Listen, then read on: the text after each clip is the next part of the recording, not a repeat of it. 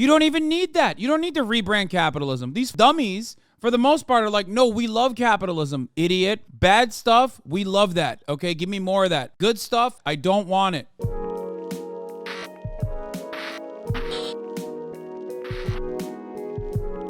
saying it. First and foremost, we're going to do Johnny Harris, a story of YouTube propaganda by a friend of the show, Tom Nicholas, yeah? This, of course, is a video that I have not watched in the past. And the reason why I did not watch it in the past was because I thought, you know, not my Johnny Harris. He's not CIA. He is my favorite. He is the legend. He is the peacekeeper. He is the legend. Not my Johnny Harris. But of course, I have been welcoming Johnny Harris into my home for quite some time now. And the last video that he cooked up, glazing up Joseph Robinette Rogan, from the most annoying, aesthetics-focused, liberal centrist, okay? The most annoying... Wait, what the fuck? GoFundMe sent me an email. No, it's not a monk. No. GoFundMe sent me an email saying, like on their digital team, they're like, thank you for your donations. If you want to be kept up to date. They saw the money cannon, and they were like, we like it. We'll send you some other stuff.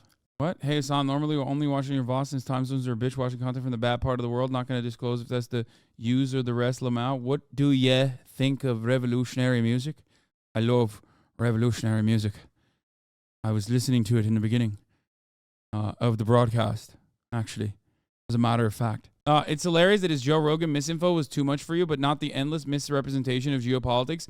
Because I have a much higher tolerance for misrepresentations of geopolitical issues, because I know that, like, the average American is going to be completely mind-numbingly brain-broken about that sort of thing. And even then, Johnny Harris oftentimes will do this one thing where he'll at least with, like, you know, declassified stuff, he will openly write articles about it. He will openly show that, like, you know, these are all of the justifiable conspiracies that you can point to, he will regularly shit on, right? So,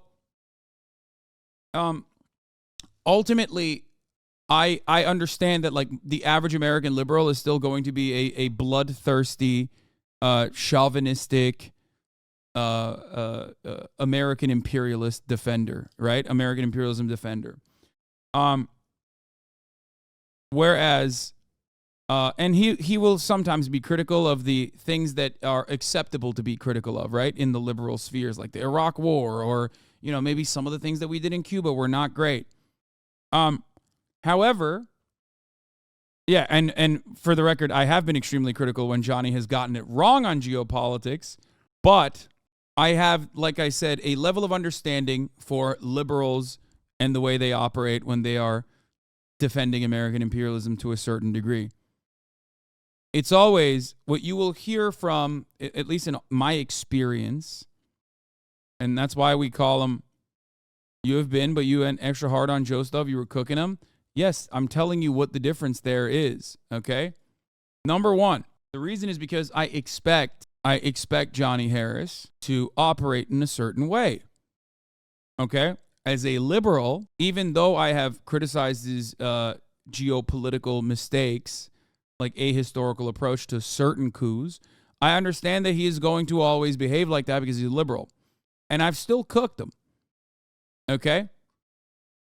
I've still cooked them plenty. The whole Johnny Harris is a CIA meme comes from partially this community. It partially comes from this community. He is even personally aware of the meme itself. He has done a response, like a joking response short, where I say, is Johnny Harris a CIA agent?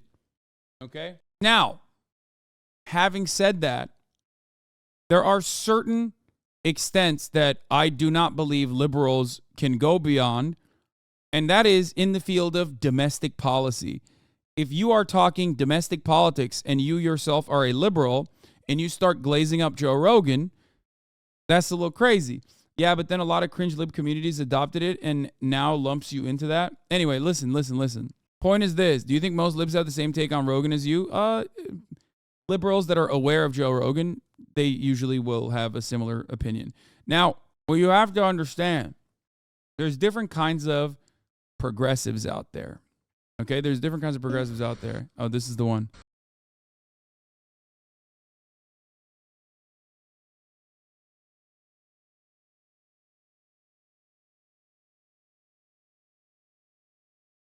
I mean, he's like lightheartedly leaning into it. He's joking, whatever. Okay. But I need you to understand something. Okay. There's different kinds of progressives out there in the United States of America. Okay. But what I have seen, especially online, is the very specific type of like progressive, the very specific type of progressive that personally will be like, oh, I'm pro this and that. I'm pro economic restitution, and also will genuinely criticize former instances of American imperialism that we all kind of now agree was bad, like the Iraq War, right? But will never take that information and apply a level of skepticism to the ongoing initiatives that America is engaging in and go, perhaps they're doing something similar here as well.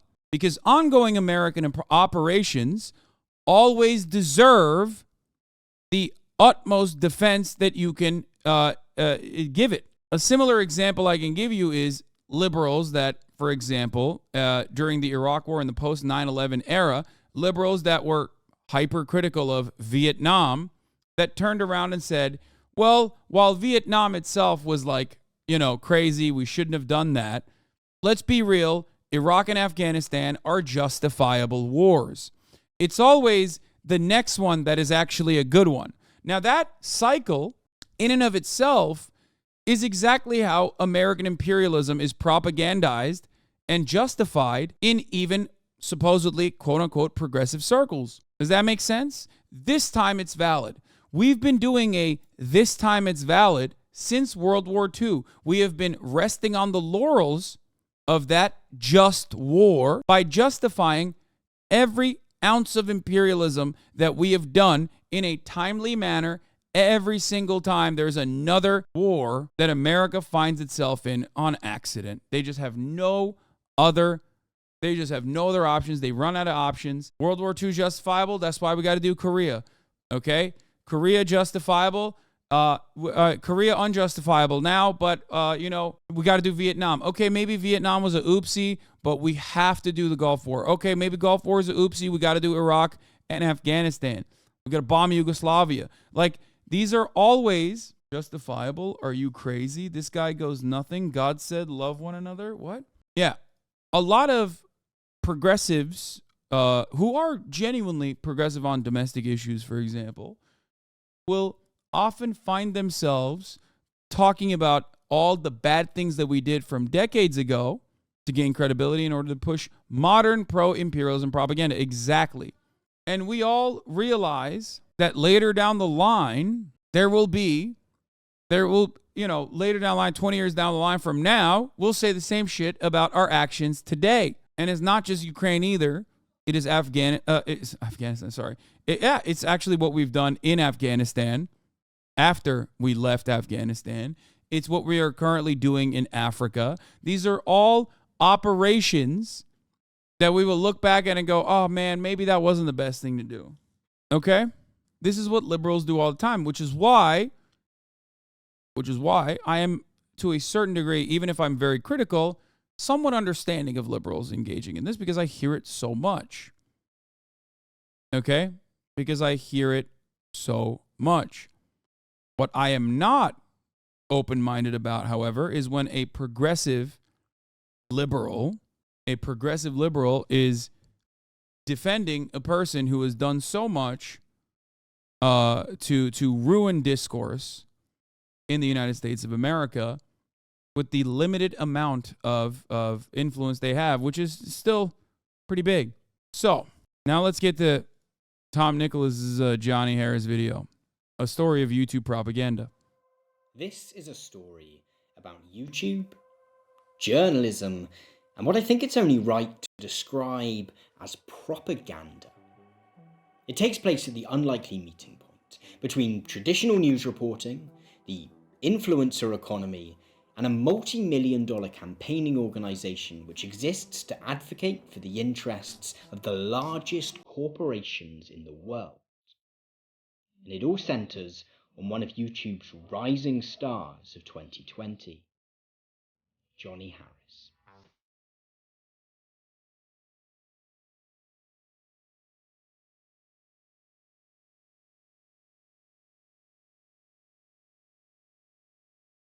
You might want to remind Clip Channels this guy hates React videos. No, I talked to Tom. He said he has openly talked about how if it's like if it's an older video that I'm reacting to, I talked to Tom privately. You guys are not correct on this. We've like literally tried to figure out if it has a negative impact if I react and then like a Clip Channel uploads it. If it's a video that just came out, but he doesn't have an issue with like reacts in general at all, and he doesn't even have an issue with uploads at all. He said that that he thinks it might have a positive impact if it's reacted to and re-uploaded, even if it's an older video, especially. But if it's a new video that they just uploaded, it might have the capacity to push him off the algo. This is a 2-year-old video. He won't. I'm a journalist. At least that's what I think I am. So a few months ago, I was sat on my sofa, mindlessly scrolling the homepage of the YouTube app, when something increasingly rare happened.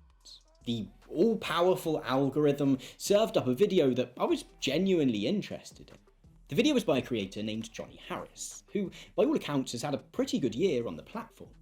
Until 2020, Harris was a video journalist for Vox, where he created the much-celebrated and Emmy-nominated series Borders. That year, after 4 seasons, Vox made the surprising decision to cancel Borders, and Harris left the company to strike out on his own as an independent creator.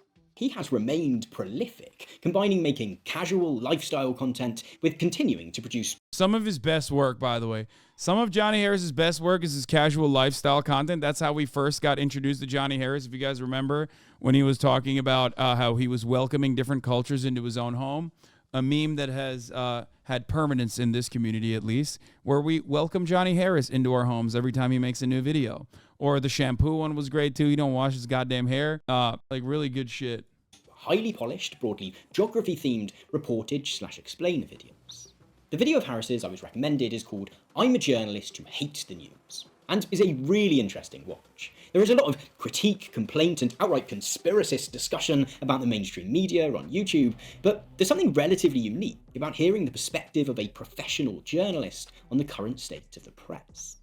Harris themes his critique of the news, in particular television news, around 3 headers, but they all coalesce around the same notion: that the contemporary media puts too much emphasis on making its reporting exciting, entertaining, or otherwise emotive in ways which actually leave us less informed about the world around us than we would be without it. Now, I really enjoyed that video, just as I've enjoyed a lot of Harris's work. A month or so later, however, I was recommended another video from his channel, which was frankly alarming. And not so much for what was said, although that wasn't great either, but for the behind-the-scenes reasons for why it was said, and the exchange of, even if not money, access and support which brought it into existence. This second video not only changed my perspective on some of Harris's other work, but also provoked some alarming questions about the future of independent journalism, in cases where, as with Harris, that journalism comes into contact with the so-called influencer economy. For it raised the prospect of a new kind of influencer brand deal, made all the more worrisome when that creator presents themselves as a journalist, where, unlike the plugs for, say, the fantastic VPN services of Surfshark that have become a mainstay of platforms such as YouTube, the creator is not paid simply to sell a product or service. It gives over creative control of their platform to those seeking to sell an idea. The video of Harris's that provoked these concerns is titled How China Became So Powerful. For the first minute or so, it seems to be a fairly standard Johnny Harris video. An engagingly written, gorgeously edited attempt to demystify a country which most people in the English-speaking world know shamefully little about. Things take a slight turn around the 90-second mark when, in an effort to try and add some global context to his discussion of China, Harris evidences a pretty threadbare understanding of post-Second World War politics and economics. Yet, it's around the 7-minute mark when things become bizarre. At this point, Harris stops talking about China almost entirely and starts telling you that at the top of the hour there's a 3-minute ad break, which is really weird. Like, that's my thing. You know what I mean? Here's a 3-minute ad break now. instead embarks upon a polemic about the state of contemporary capitalism. Drawing on a couple of graphs, he argues that what he calls shareholder capitalism Naruto version. Thank you for the 5 gifted. Has led to massive inequality, both globally and within individual nations. He also charges shareholder capitalism with having put the very planet we live on in jeopardy through its preference for increasing profits over reducing CO2 emissions. And of course, thus far, he's right. The truly odd moment comes when he begins to offer us a solution to these crises. Does the route to addressing inequality and the climate emergency lie in moving away from this evidently and existentially destructive system? No, he sarcastically laughs that idea off pretty quickly. The solution, according to Harris, lies in a subtle shifting away from what he calls shareholder capitalism and towards something he calls... This was his most offensive. This was his most offensive shit. This was when, like, the Wall Street Journal, or not Wall Street Journal, they're too far right for that, but the New York Times was, like, writing where there was like an open letter from like 1,000 CEOs. No, the solution to capitalism is stakeholder capitalism. That was like one of my first videos where I was like, what the fuck is going on here? You know? I mean, dude, even just the Communist Manifesto, you don't have to read Das Kapital, just like a little bit, just a crumb of analysis from leftist theory, just a little bit of dialectical materialism, please, for the love of Christ. Just a little bit. Fuck it. Yeah, just read Adam Smith. Fuck it. Just read Adam Smith. It's just like, it's just the relation that laborers have with the means of production and the inherent internal contradictions that exist under capitalism is not prescriptive by Marx. It's descriptive. Okay? He is just describing what is going on. And it's the truth. That's it. Is what's happening. You can also observe those contradictions or feel them as you exist under capitalism. Stakeholder capitalism. An idea which he defines so loosely as to make it almost meaningless, but which broadly involves corporations taking into account the impact of their business practices on people and the planet, as well as trying to turn a profit for shareholders. In fact, Harris goes further to suggest that companies such as Walmart, Apple, and JP Morgan are already doing this. Fantastic, I guess then. Crises averted. Now, I don't have a problem with polemical YouTube videos. A good deal of my channel is comprised of such content. Yet, this is not the kind of video that Harris usually makes. During his time at Fox, he was a reporter, not an opinion writer. Outside of how China became so powerful and I'm a journalist who hates the news, Harris might point to a localized... Let's be real. Straightforward journalism also obviously has a shit ton of propaganda. It's just neoliberal propaganda, which is why you are not you're not conditioned into seeing it as propaganda, because in your mind you think propaganda is something that is like outside of the norm. So if something is just the norm, then you're like, well, I take this for granted. This is just news, straightforward, objective news coverage. It's the status quo. Of course, the status quo, especially when there is still oppression occurring, when there's still plenty of structural problems, is going to have a lot of issues you must address. If you refuse to address those issues, then you are doing propaganda for the status quo, which is still inherently harmful. For example, MLK says neutrality in the face of injustice is siding with the oppression, siding with the oppressors. And that's true. Saying everything is right during the civil rights movement and that these people should just shut the fuck up, well, that's siding with the oppressors in that situation. Saying that I can put a timeline on another man's justice, on another man's freedom, and that maybe now is not the time, is still absolutely the default position, and therefore calcifying, solidifying, legitimizing the ongoing forms of injustice at that time. I use the civil rights movement because it's one that we have basically whitewashed now, but one that we all understand was a good thing. Most people understand that it was a good thing, right? But just like what I talked about Johnny Harris, openly criticizing former wars that were bad 20 years later, we rarely ever look to the civil rights movement and apply any of the lessons that we need to learn from that to today's ongoing injustices and how to fight them. Hey, Chad Hassan, I just want to say thank you. My dog passed away today. Being here with you all is helping me get through it. I'm sorry to hear that. It gets better every single day. I know, it sucks, but sorry for your loss. Problem in the country or region he's reporting on, but he usually steers well clear of making any pronouncements about how we can solve these problems.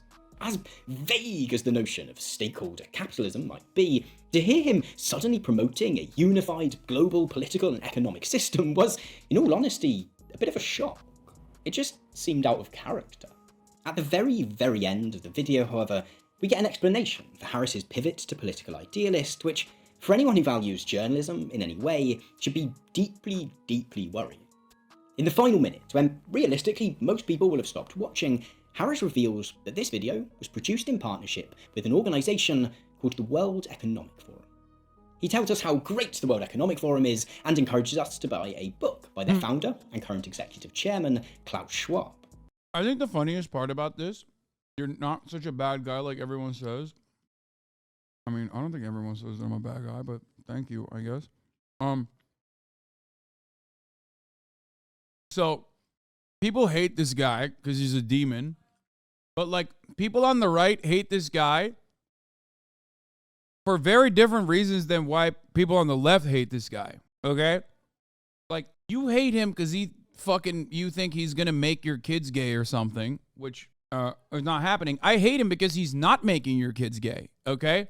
That's why I hate him. I'm like, make the kids gay, lizard man. What the fuck's wrong with you? You said you were going to do it. What's happening? I thought we were doing like, green energy shit. What's going on? I thought we were homifying the children and greenifying our energy industries, neither of which has happened. Fuck are you doing? Stop writing books about it, loser. Make it happen. We'll talk in a second about what the World Economic Forum is, but in short, this is a promotional video. And not only in the sense of containing a brief plug within it, but in the sense that from beginning to end, this is an advert. It may be dressed up as essentially an independently created episode of Borders, yet this is not journalism. This is a piece of propaganda, produced in very close partnership with, in fact, as we'll see shortly, seemingly co-written by a very senior PR executive from an organisation which no journalist should be uncritically echoing the talking points of. The same guy who 2 months previously was bemoaning the state of journalism was now, even if not selling, at the very least lending his platform and journalistic reputation to exactly the kind of organisation which we expect journalists to be critical of. So, in order to get a sense of why someone who presents themselves as a journalist creating sponsored content of this kind is so worrying, I think it's useful to begin by taking a brief look at what the World Economic Forum is. For Harris describes it merely as a think tank, and its frankly quite boring name makes it sound fairly harmless, right? Well, to use the proper terminology, the World Economic Forum is an international non-governmental organisation, or NGO. What this means is that it is essentially a campaigning group, which attempts to persuade both national governments and supranational organisations such as the United Nations and the European Union to implement certain political and economic policies.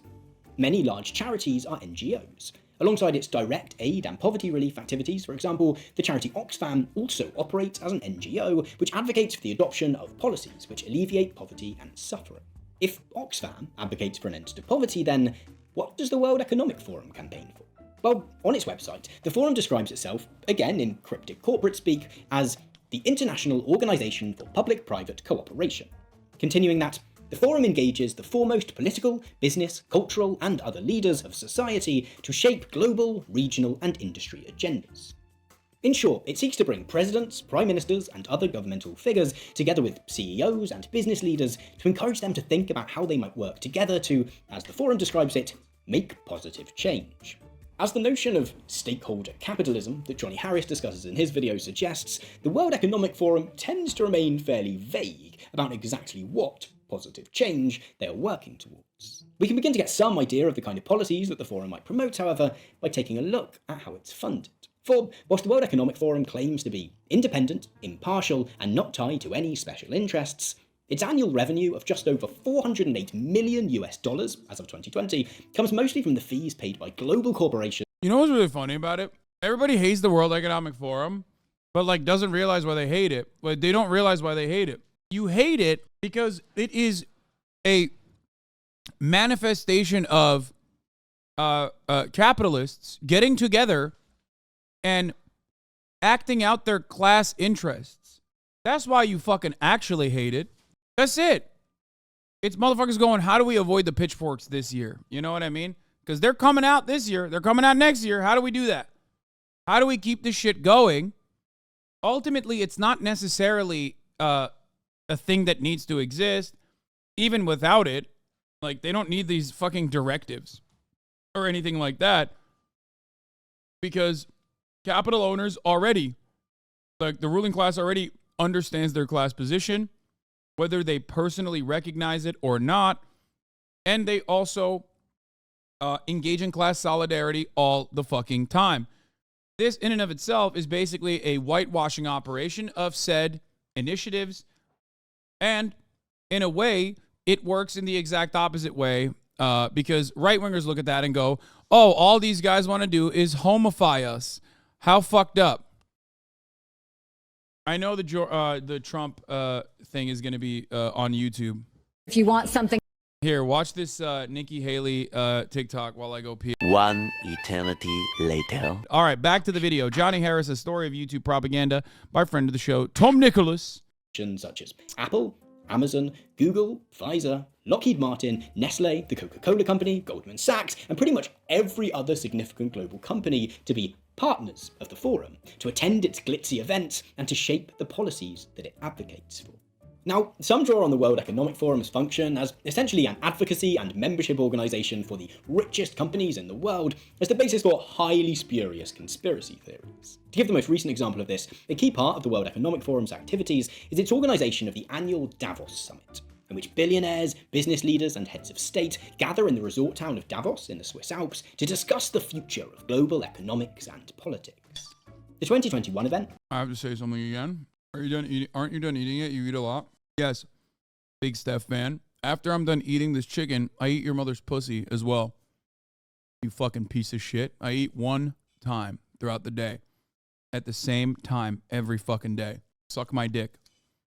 Anyway, so super old school Hasanabi heads will probably remember that back in like 2018, I used to talk about trying to explain capitalism from the perspective of conspiracy theories because I've always been a fan of conspiracy theories. And one thing that I would always mention, I wonder if Little Bear could find it, was always Davos. Like these guys, these rich guys, they get together in broad daylight, not behind closed curtains and smoke-filled rooms, but in broad daylight at the Davos Summit, and they decide how to further exploit you, how to extract your surplus labor value, how to continue wars, how to do all of that. Okay? Little could I have imagined that would have turned into a fucking right-wing conspiracy theory that moved away from capitalism and instead to some other shit. These motherfuckers took the conspiracy line and just actually turned it into like a right-wing wingnut conspiracy bullshit. Which, owing to the continuing COVID-19 pandemic, took place online and which, as we'll see, Johnny Harris's video was produced to coincide with, saw the World Economic Forum launch an initiative which it called the Great Reset. Online conspiracy theorists soon took this foreboding title as proof that Bill Gates and the rest of the global elite were finally getting round to establishing the New World Order. The truth is more mundane. As the journalist George Monbiot put it on Twitter, the Great Reset is basically a cynical rebranding of capitalism as a force for good. For the most part, it's an attempt to convince us that the World Economic Forum and its corporate partners recognise the various economic and ecological crises which our present economic system has engendered, and to make it seem as though they're going to do something about it. You know what's really funny about this? The reason why the World Economic Forum does shit like that is because they recognize that the contradictions are glaring, and they're worried that people are going to get fucking mad and start developing class consciousness. So a good way to direct them away from it is by being like, no, it's not capitalism that's at fault. I promise you, like, capitalism will rebrand it and make it good capitalism. To just, at the very least, get the liberal elites on board, right? Ironically, though, as you have seen from the reaction to the World Economic Forum and the Great Reset, you don't even need that. You don't need to rebrand capitalism. These fucking dummies, for the most part, are like, no, we love capitalism, idiot. Please give us more of that. Don't do the like gay washing shit. Like, we just want capital. We love capitalism. Bad stuff, we love that. Okay, give me more of that. Good stuff, fuck that. I don't want it.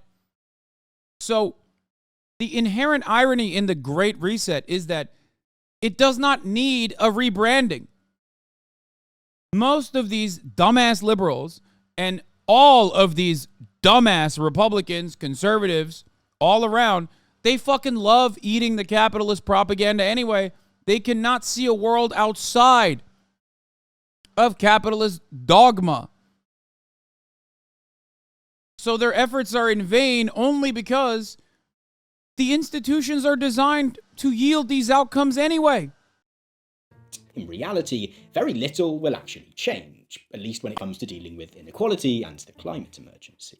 In a recent article for The Intercept, Naomi Klein concurs, pointing out that this kind of rebranding exercise is nothing new for the forum.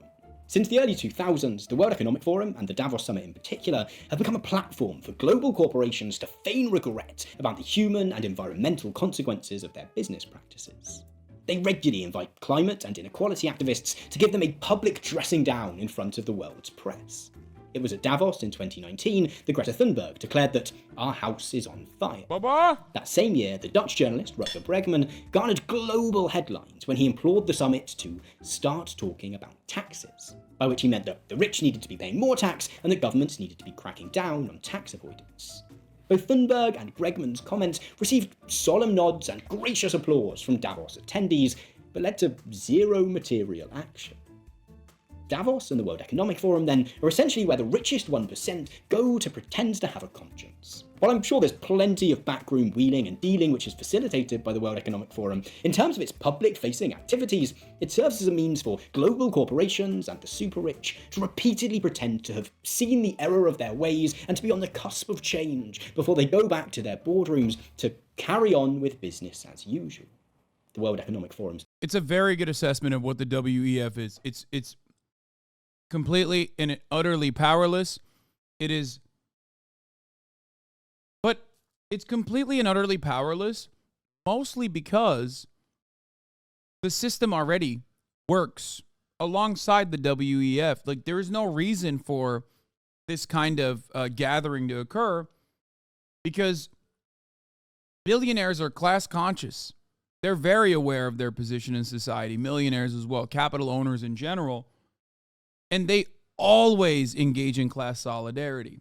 So you don't need to do extra marketing for capitalism when everybody loves it.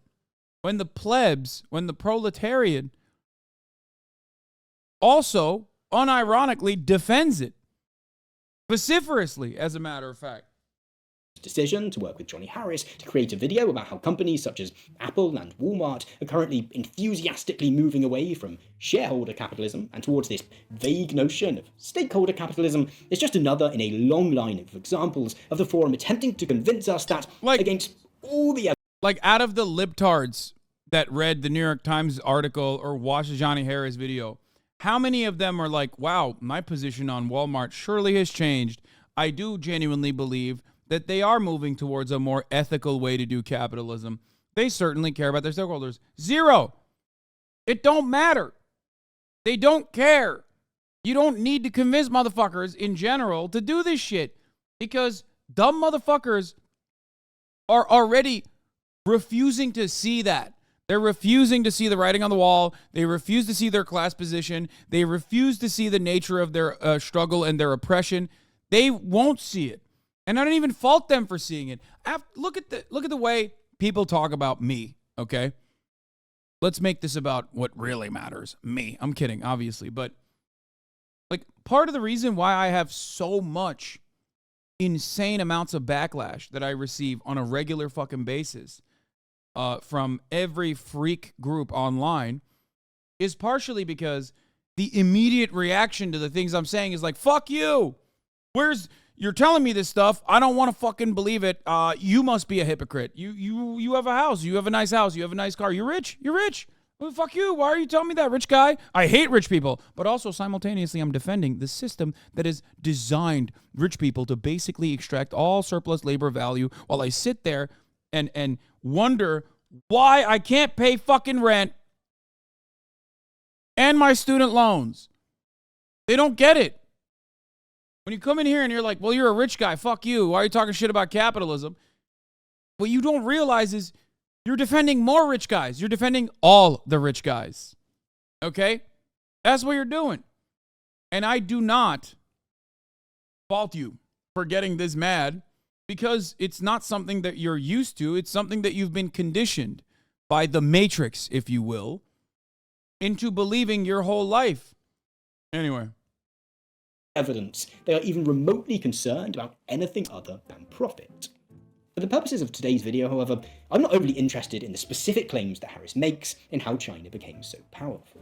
Instead, I'm interested in the partnership between Harris and the World Economic Forum that led to him making those claims in the first place, and the warning that it represents about the growing trend of governments and advocacy organisations such as the World Economic Forum using YouTube and YouTube creators to spread propaganda and disinformation, and why we should be particularly worried about this trend in instances where those creators purport to be journalists.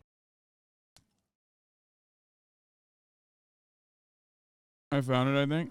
Like, there's different, like, gatherings and shit, but most of it's in front of us, like the Davos Summit or the Aspen Summit or G10, where all of these wealthy people literally congregate, get together, and talk about how they're going to implement changes in society that still solidify their position.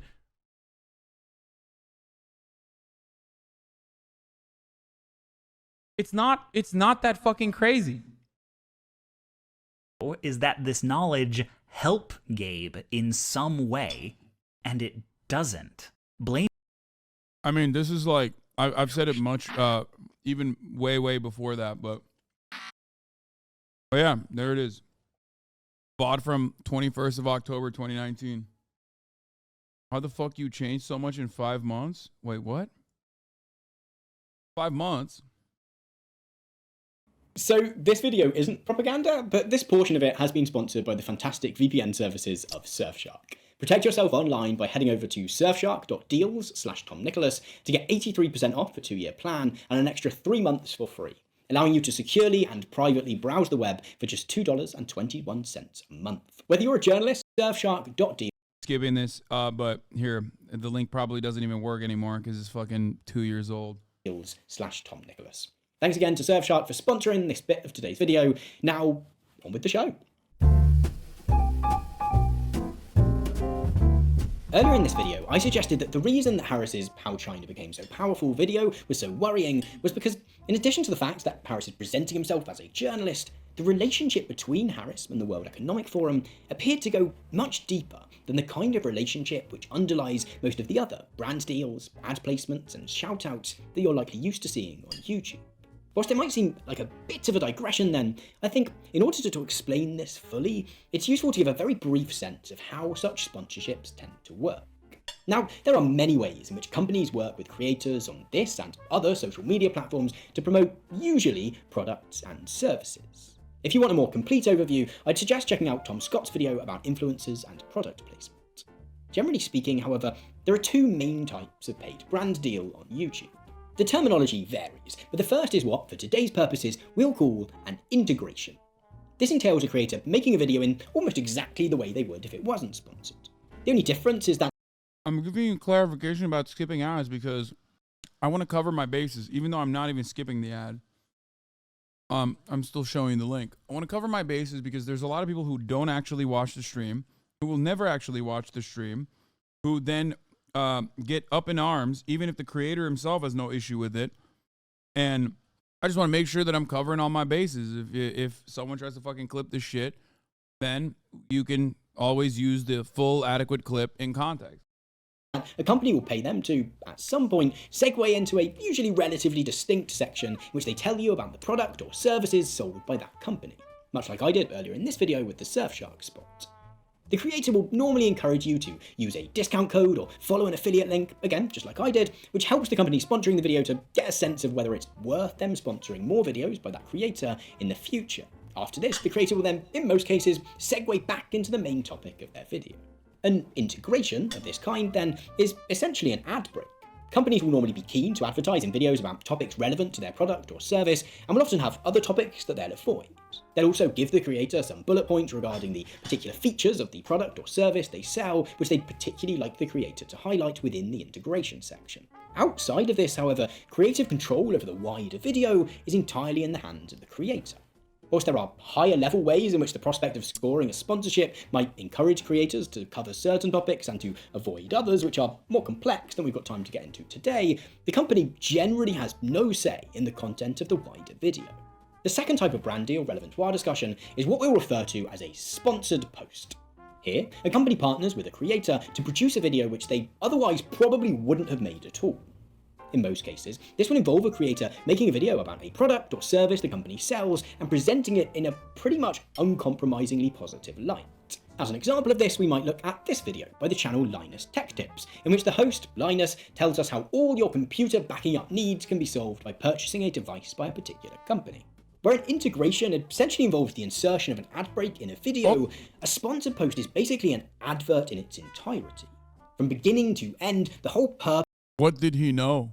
This is a video from 2 years ago. of the video is to sell a particular product or service. Alongside the fact that the creator usually wouldn't have made the video at all if they hadn't been paid to, the key difference here is that the company paying for the video has significant creative control over the final product. Whilst they'll normally rely on the creator to write, film, and edit the video, they might ask for a section to be taken out, or for something to be added, in order to ensure it achieves their objective of presenting their company, product, or service in the best light. Now, in my experience, people are generally more amenable to integrations than they are to wholly sponsored posts. At least, I hope so, given that this video contains an integration. I know that as a medium-sized creator whose income through the automated ads on YouTube can vary wildly. You didn't talk about LTT? I did. Didn't I? I covered it briefly. Drama Frog's mad you didn't cover it for 6 hours? Yeah. Integration deals can make It's like funny because it was happening in between like Donald Trump being literally fucking arrested and shit. So yeah, I'm sorry.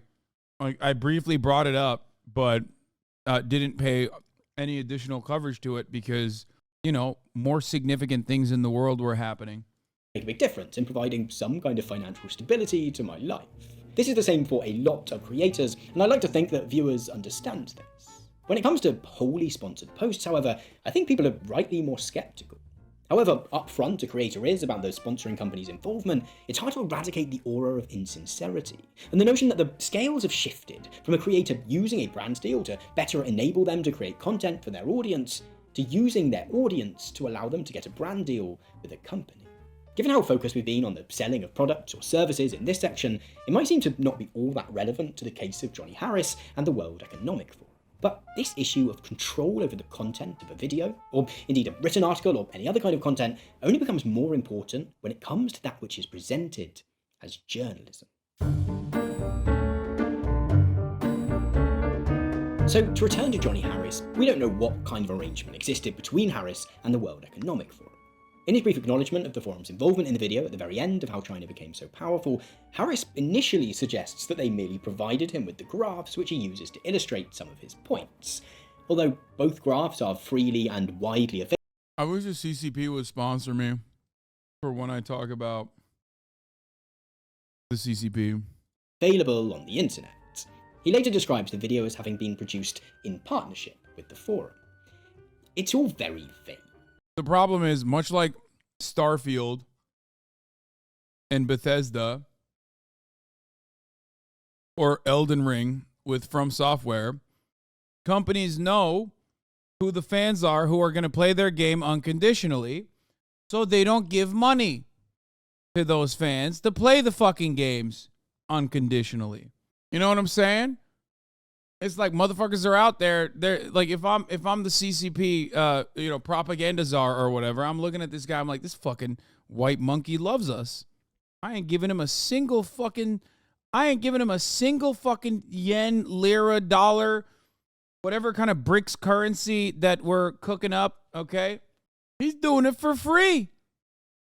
Now, it's entirely possible that Harris's partnership with the World Economic Forum didn't involve the exchange of a single penny. Perhaps the allure of working with such a large and influential organisation was enough. Yet, I think the most important takeaway from our discussion of the differing forms of relationship between companies and influencers is not that money exchanges hands or how much, but this issue of control over the content. And this is where things get interesting. See, not only did the release of how China became so powerful coincide with the 2021 Davos Agenda meeting, but an alternative text version of the script for that video was included as part of a series of blog posts published on the World Economic Forum's website, which served as provocations for the wider event. The blog post is shorter than the video and is worded differently, but has the same structure, references the same events, draws on the same datasets, and makes all of the same points. The video, which Harris released on YouTube, is also embedded within the blog. What's particularly interesting is that here, it is not only Harris who appears as the author of the piece. In fact, he's only listed as the second author. The other author, who gets top billing, is Peter Van Ham, the head of communications for the World Economic Forum's chairman's office, and who, as a side note, co-wrote the book on stakeholder capitalism by the World Economic Forum's executive chairman Klaus Schwab, which Harris recommends at the end of how China became so powerful. Harris's video then was not only influenced by the talking points of the World Economic Forum, and was not only produced in partnership with them, but was seemingly co-written I did not know this. by one of the organisation's most senior PR executives. In the previous section, insane. we looked at the fairly routine practice of creators on YouTube and other social media sites handing over their platforms and reputations to companies to create whole posts which present that company's products in an uncompromisingly flattering light. And there's obviously questions to be asked about the ethics of such deals. But this, to my mind, is far more worrying. Here we have an influencer who presents themselves as a journalist, shaping their work to meet the agenda of a campaigning organisation which seeks to encourage us to view the world from a certain perspective. The perspective of the largest corporations on the globe. For, to stress the point, this is not journalism. This is a piece of promotional content seemingly co-written by a PR executive, produced as part of a much larger PR campaign which wrapped around the 2021 Lily Singh. Lily Singh presents the Davos agenda at the World Economic Forum. Dude, how come I never get invited to this shit, dog? Like, what's happening? Carlos, whatever, Klaus, whatever your fucking German ass name is. I'm right here, man. I'm right here. Everybody keeps saying, I love capitalism. I love dick riding capitalism. That I'm the biggest defender of capitalism. Where is my fucking dollary dues? The hell? Famously German name Carlos. Oh, I'm sorry. If you think Argentina doesn't have a fuck ton of Carlos Schwabs, I don't know what to tell you, okay? Davos agenda meeting. See, in our contemporary moment, many young people, assessing the scale of contemporary inequality and of the climate emergency, are asking deep questions about how they want our worlds to be run. A 2019 poll found that 70% of millennials and 64% of Gen Zers in the United States, the ideological centre of contemporary capitalism, would be somewhat likely, or extremely likely, to vote for a socialist candidate for president.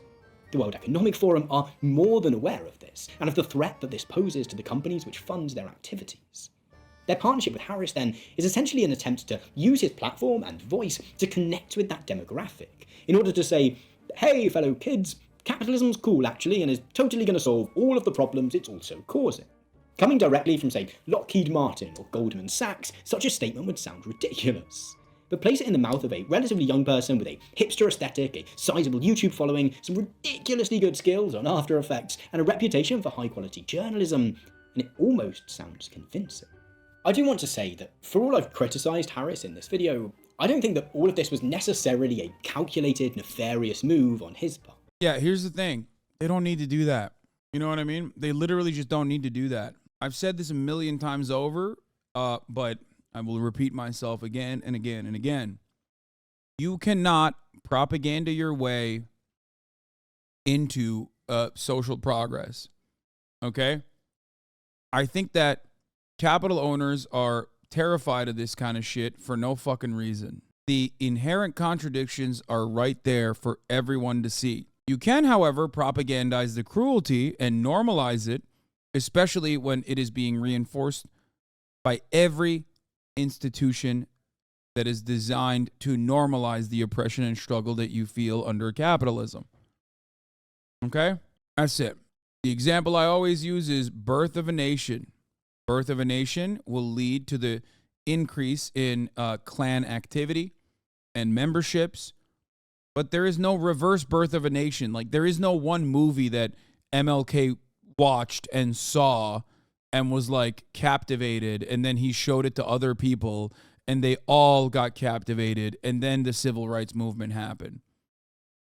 Okay?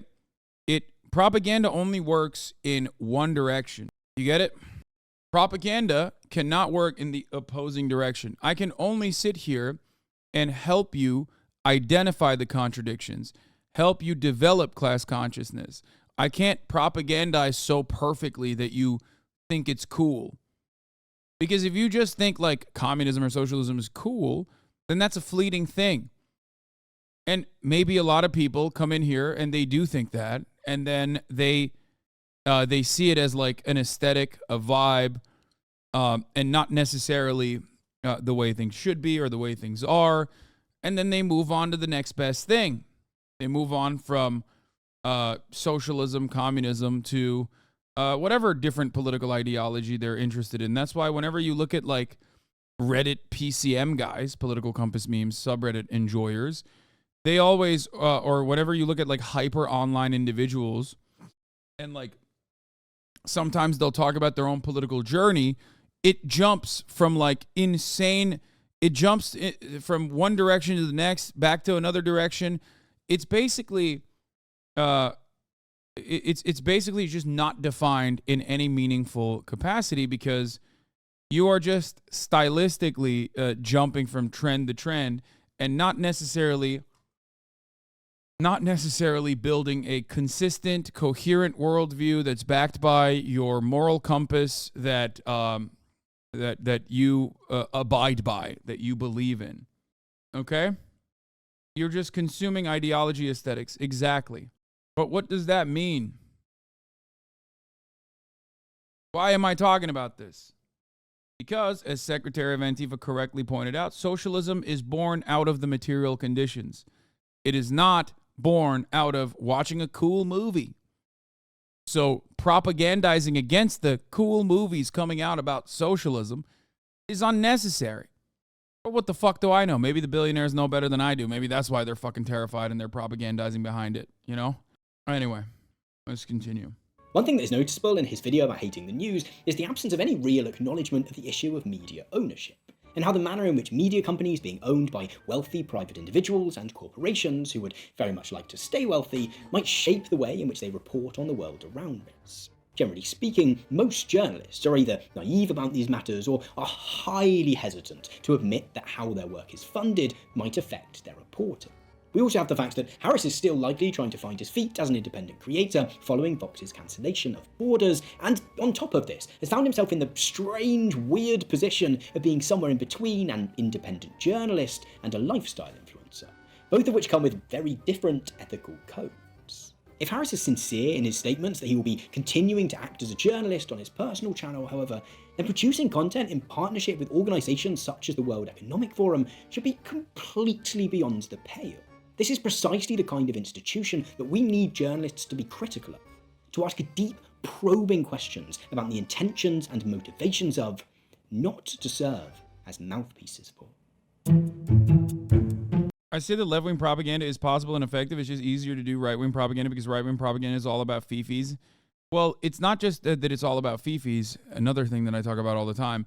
Right-wing propaganda also can just rest its shoulders gently on top of the already oppressive structures, because what you're doing when you're cutting reactionary propaganda is basically saying, look how good things are actually. Any kind of change away from that norm is actually bad, and you should react negatively to it. You will never be able to have the same ease when you are talking about maybe even shattering the world that people know and live in, the comfort that they feel in that existence, even if they see so much harm from it, even if they experience so much harm from it. It's much easier to take that anger and redirect it to someone that is less powerful than you. Black people, brown people, immigrants that are coming over the border, gay people, trans children. It's so much easier to take all of your anger and redirect it. It's much easier than serving a top of the hour ad break and redirecting your attention to subscribing for $5 or for free with the Twitch Prime. At the top of the hour, there's a 3-minute ad break. If you no longer want to see those ads, all you need to do is subscribe for $5 or for free with the Twitch Prime. Propaganda reinforcing existing structures has been the point of what Hasan has been saying. Exactly. Exactly. If your job is to reinforce the things that you feel, then all you're doing is dulling people. You're telling them a sweet lullaby. That's why this is precisely what every right-wing content creator does. They basically tell you that everything that you're seeing, everything that has that is like pent up inside of you, all of your frustrations, you know, some of those frustrations are valid, but not because of the systemic causes. Instead, it's because of this other thing. It's because of this other entity that is like different and scary, maybe. Let me tell you how scary that is. Psychedelic Gazelle, thank you for the 20 gifted subs. Yura Kobe, 81. And Gage Against the Machine, thank you for the 5 gifted subs. Critiques against capitalism while running top of the hour ad break, explain that. I am a hypocrite and I love capitalism. Okay? There you go. I'm a liar, a hypocrite. I love capitalism. Now, if that's the case and you hate me, shouldn't you automatically say, okay, maybe this capitalism shit sucks, is bullshit? Guy that I don't like says he loves capitalism. Maybe you hate it now. Just think about it that way. Maybe there's some point in the fact that it's difficult to propagandize empathy. No, that person's probably joking. Anyway. Let's continue. I want to close out this video by acknowledging that the vast majority of contemporary journalism relies on some form of advertising revenue. In the case of solely online outlets or independent journalists, it might be the only revenue stream. And that's unlikely to change in the near future. But again, the distinction lies in who has control over the content of the journalism itself. I think the prospect of a greater amount of proper, professional, independent journalism on YouTube and elsewhere on the web is really exciting. It has the potential to allow new voices to circumvent the rigid hierarchies and biases of legacy media and to provide new perspectives on current affairs. Yet, as we've seen, the manner in which such independent online journalism is likely to see it come into contact with the so-called influencer economy also leaves it open to distortion by bad actors. There are already many groups who use YouTube and other social media platforms as vectors of misinformation. Whole channels, such as PragerU, for example, funded by billionaires who want to encourage us to see the world in a certain way, exist to this end. Yet there's also been a rise in advocacy organisations and national governments working with I'm a high school econ teacher and you're clearly underestimating how dumb the average person is, and this makes it impossible to identify their feelings correctly and the actual causes. Most people are too dumb to identify and or connect the dots. Yeah, I mean, but a stupid person knows when they're getting fucked over. They just don't know who's fucking them over and why. Even the dumbest person knows when they're punched in the face that their face hurts, right? It's just they don't recognize who's doing the punching. That's the issue. You know what I mean? My job is to tell you, my job is to try and show you who's punching you in the face, who actually is punching you in the face. Because the person oftentimes who's punching you in the face is then telling you that someone else is doing that. Someone else is causing you harm. Okay? What is this Hasan viewing experience? Please no debates and analysis of comments. Why would you post? I said Bruce Jenner when talking about what debt naming is. Yeah. It's not that they're dumb, it's that they're conditioned to not understand abstract concepts. No, I think a lot of people are dumb too. I'm dumb. But you can be a dumb person and still at least have the self-preservation and awareness. That's all it demands. For you to engage in class solidarity, a big part of what you must do is not become a smart person, but instead become an aware person. A person who is aware of the structures that are designed to oppress them. I love when you get into those theory distillation monologues. You always tend to get very optimistic and compassionate at the end. The energy in your voice becomes calm. It's just great to see someone remembering for a moment the love they have for the world and they want and why they want a better world. Yeah, I mean, it's much better than me fucking yelling at stupid motherfuckers for sure. I can get the dumb guy at work to agree with socialist principles as long as I don't say the right words. Yeah. I think what a lot of people hilariously get mad at me for is the hypocritical nature of me being a rich person advocating against the interests of the wealthy. Except the people that are getting mad at that aren't wealthy. They're poor. And instead of going, wait a minute, this guy who is rich is advocating against his best interest and advocating for mine, they immediately go, oh, dude, fuck this guy. He just wants me to not be as rich as he is. That's what it is. He's just like trying to stop me from being rich, which I will be one day. Okay? Nobody cares about your money. So who's punching me in the face? Who designed these structures? What do you mean, Judge Wooden? I've said this so many times over. It's the wealthy businessmen that have designed these structures. What are you talking about? It's your bosses. It's the factory owners. It's the lords that engaged in. It's the lords that amassed all of the riches. It's those who put the enclosures first. It's those who were. It's those who they hired to defend said enclosures. It's robber barons. There have been multiple different formations of this exact same structure throughout history. That's it. Are capitalist crises and worsening material conditions the only way people can arrive at class consciousness in real life as an observable trend on society, or can content on the internet make people see that too, but it wouldn't be as coherent? No, the only way that you can have, as far as I understand it, the only way that you can have a mass mobilization, a mass movement against like an entire world designed around churning out pro-capitalist propaganda, dulling you to the oppression that you face, telling you that any other alternative is significantly worse, is by worsening material conditions. There is an inherent crisis baked into the existence of capitalism due to the antagonistic nature of the two classes working against one another. Working for their best interest implies that they are working against each other's best interests. It's not left accelerationism. That's just theory. That's just how it works. What you can try and do in that process is maybe make it easier, maybe remove some of the burdens and create reforms and a structure where people can actually have a say. But it is supposed to be, it's not accelerationism. It is inevitability. Now, there's two options at the end of that. Okay? What I'm describing is not accelerationism. I am not an accelerationist. I'm not trying to push those contradictions into its final, into like a final explosive point. Okay? The reality is that those contradictions are inherent in society, in a capitalist society. So no matter what you do, you can try to continue a liberal capitalist nation state with welfare as a welfare state. You can try to, build your own transitional socialist state. But ultimately, no matter what happens, there's two options at the end of it. Okay? Socialism or barbarism, as people in the chat are correctly pointing to. And as it stands, if there isn't enough of an infrastructure for people to even believe they have some kind of power and solidarity, then it's barbarism. When those contradictions inevitably unfold on top of one another, and the welfare state cannot make up cannot make up and account for the problems, then there's chaos. Socialism or barbarism or fascism? Well, fascism is a barbarism that is designed. It's organized barbarism. Fascism is basically barbarism. It's just, I don't know how to describe it. It's just a more organized barbarism.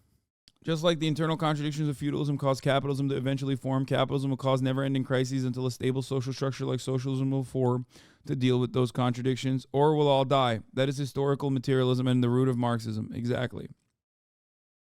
That's why it's funny when so many supposed Marxists and leftists are like, what you're describing is accelerationism. No, what I'm describing is just simply historical materialism, what Karl Marx has said, which I agree with.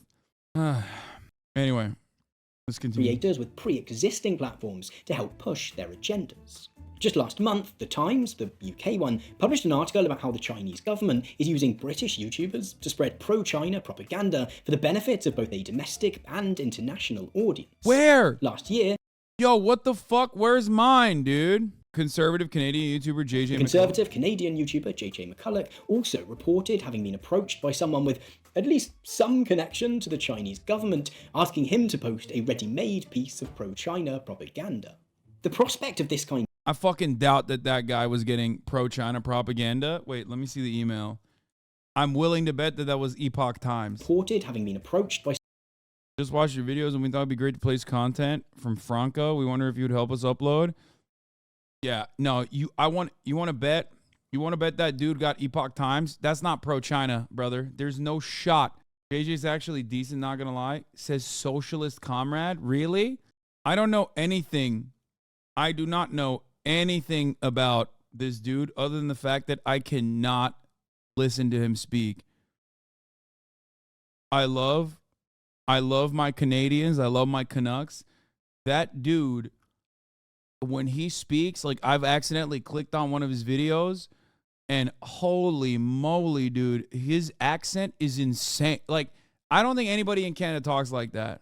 Yes, he was approached to promote Shen Yun, I believe. Fucking told you. No shot. I know the following someone captions say with at least Shen Yun, some but... connection to the Chinese government. Oh, is that from his video? Their post does not tag any violence that will be protracted in the Shen Yun performance. Yeah, it was probably not pro-China. It was probably Shen Yun, Falun Gong propaganda, which is literally anti-China, or at least anti-CCP, and, you know, some of our best allies. Do you like Epoch Times? What?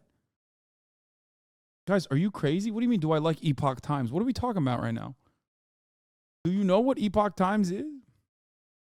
They're like Shen Yun, Epoch Times, all extensions of Falun Gong, which is a psychotic suicide cult, pretty much, that believes in some of the nuttiest shit you've ever heard.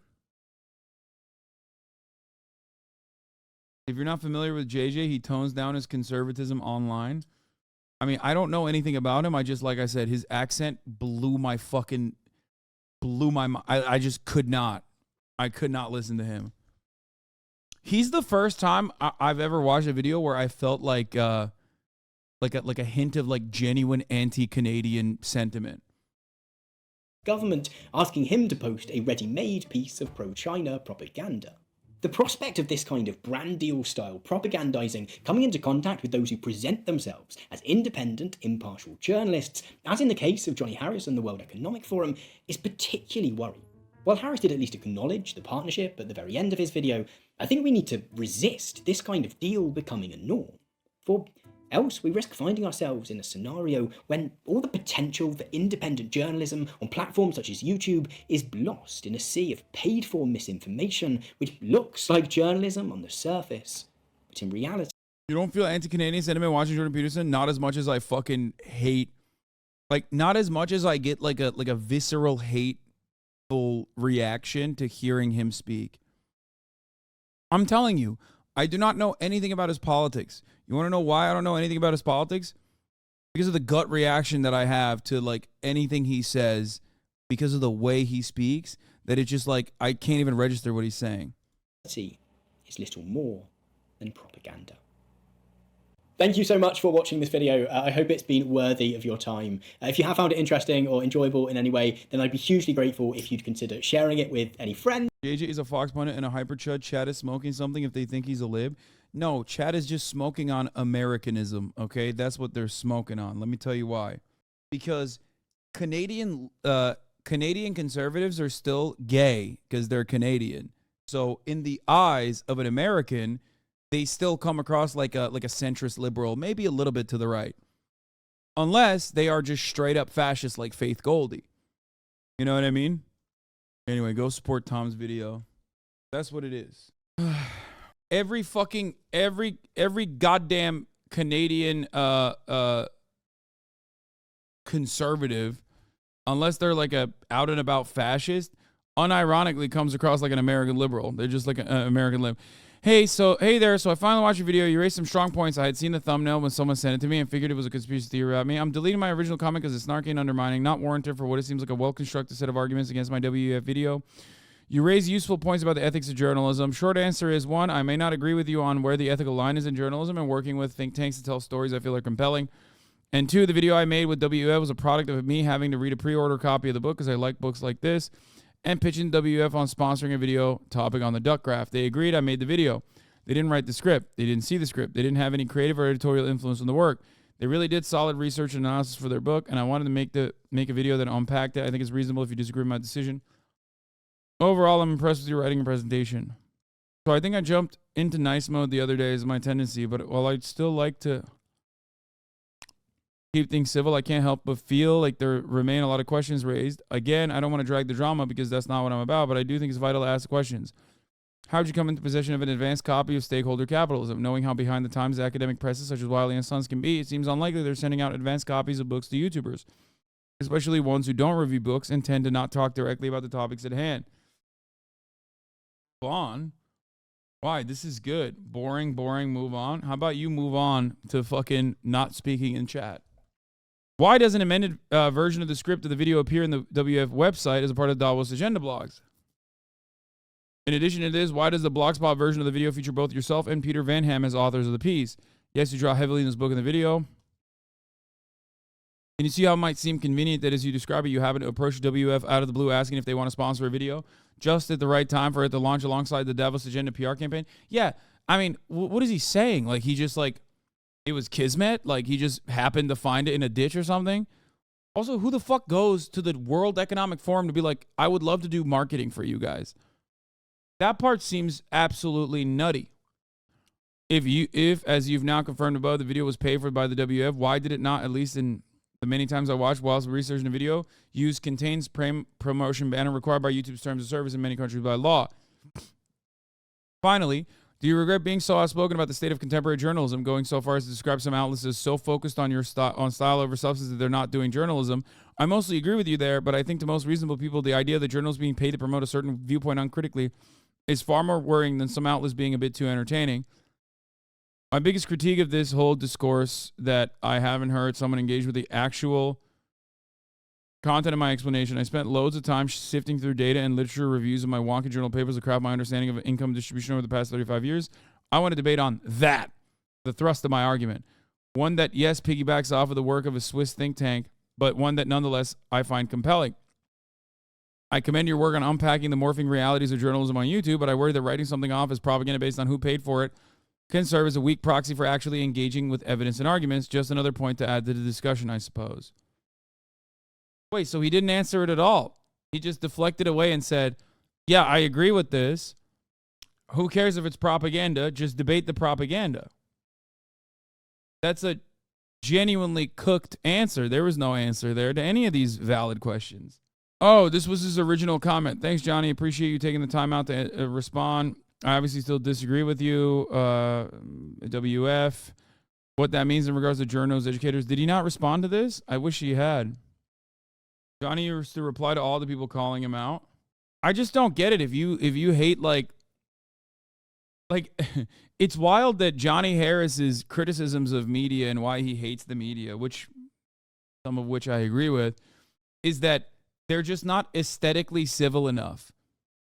Like, he doesn't have an issue with like a Lockheed Martin sponsorship that happens to be on CNN, as CNN has a former military general who now works in a company that he created that specifically sells Lockheed Martin missile systems that he happens to be talking about when he's talking about how these very specific Lockheed Martin missile systems are the only way that you can liberate Ukraine from the Russian orcs. Like, that in and of itself is not a problem. It's like the saying of Russian orcs that is a problem. Aesthetically speaking, that's not very good. Like, that's basically the issue that he has with it. If he had said the Russian invaders, he would be fine with it. Is that what it is? That's why, because the media is too sensationalist on that front. It's not the material realities that basically these companies are funneling their product under the guise of objective journalism to the broader population, you know? Anyway, the only person I trust from Shenyun is CEO Rachel Jake. Yeah.